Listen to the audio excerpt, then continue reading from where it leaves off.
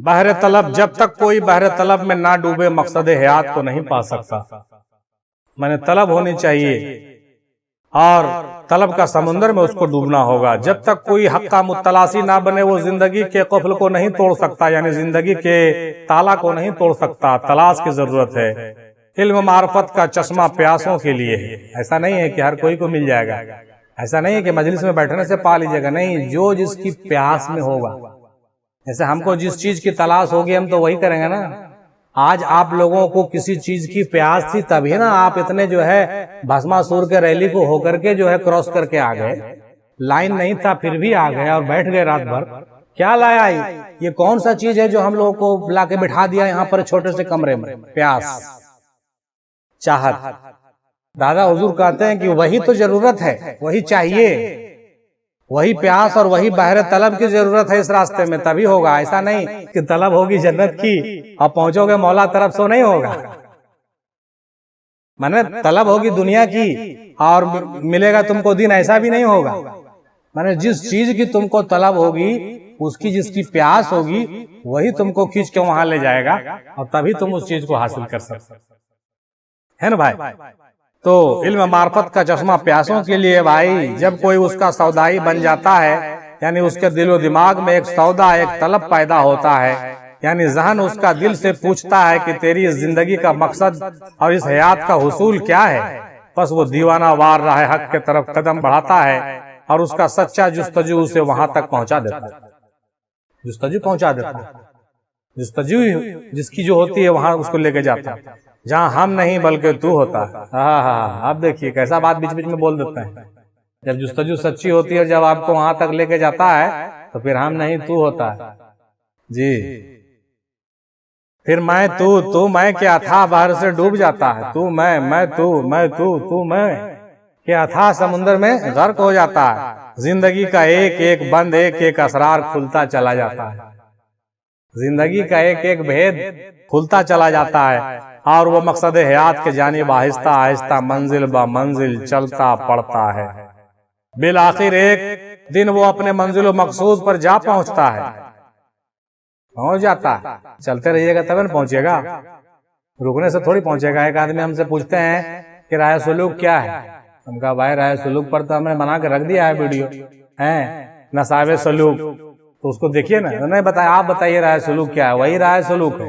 राय सुलूक उसी राह को कहते हैं जिस पर चल करके बंदा मौला के करीब पहुंच जाता है। समझ लीजिए बात।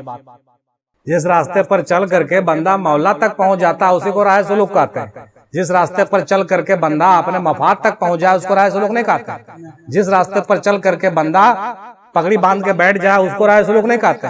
जिस रास्ते पर चल करके कोई करामत दिखाने लग जाए उसको राय सुलूक नहीं कहते। जिस रास्ते पर चल करके कोई बंदा जन्नत में चला जाए उसको भी राय सुलूक नहीं कहते। बिल्कुल क्लियर हो। राय सुलूक उस रास्ते को कहते हैं जिस रास्ते से चलकर बंदा मौला से मिल जाता है, वासिल बाहक हो जाता है। सही कहा ना हज़रत? गलत हो तो बोलते चलिएगा। तो दादा हुजूर वही कह रहे हैं कि इस रास्ते पर चलिएगा बहरे तलब के साथ, तब आहिस्ता आहिस्ता आप अपने मंजिल मकसूद को पहुंच। बहुत से लोग कहते हैं अरे बाप बस एकदम बस मुरीद हुए हैं 2 साल में तो एकदम सब क्लियर। कुछ लोग आते हैं, कुछ लोग नाम लिखाएंगे और उसके बाद कहेंगे बस हमको सब कुछ बता दीजिए, एकदम 2-3 साल में तो मामला फिनिश कर देंगे। और मालूम हुआ कि 2-3 साल के बाद जो है फिर वो ऐसा खो जाते हैं जैसे लगता है, ऐसे गायब होते हैं जैसे गधे के सर से सींग। माने इस रास्ते से गायब हो जाते हैं। मतलब अब नजरों ना आएंगे, कभी जलसा में भी नजर नहीं पड़ेंगे और कभी खानखा में भी नजर नहीं पड़ेंगे और नहीं कभी मुलाकात करेंगे। ऐसे लोग हमको देखा है हम अपने आंख से।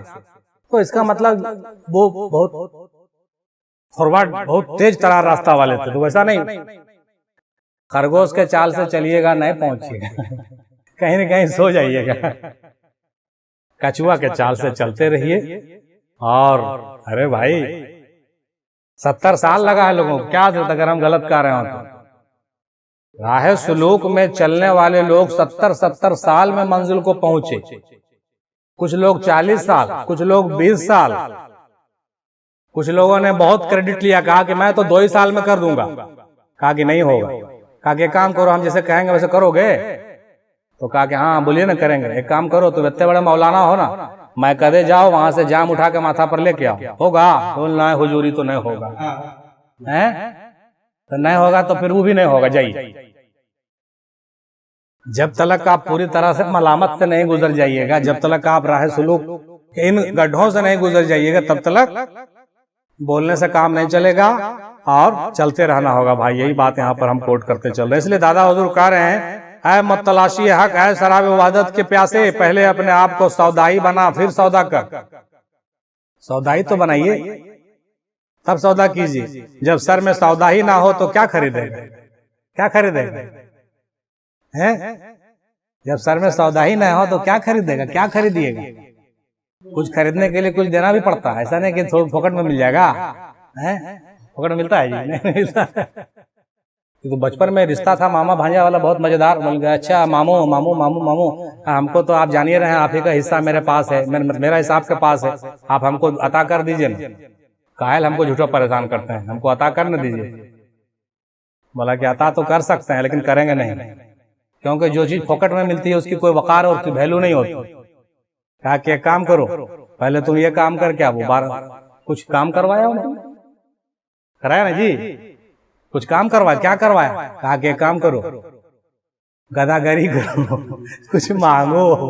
कभी जंगल भेजते हैं, कभी कुछ करवाते हैं, कभी कुछ करवाते हैं। क्यों? ताकि वो दर्जा फनाइयत से गुजर करके वो मंजिल उड़ के। ऐसा नहीं होता, ऐसे नहीं कि मालूम हुआ ऐसे ही को फूंक दिया हो गया, नहीं। प्रैक्टिकली जब तक आपको नहीं गुजारा जाएगा आपको कुछ नहीं मिलने वाला।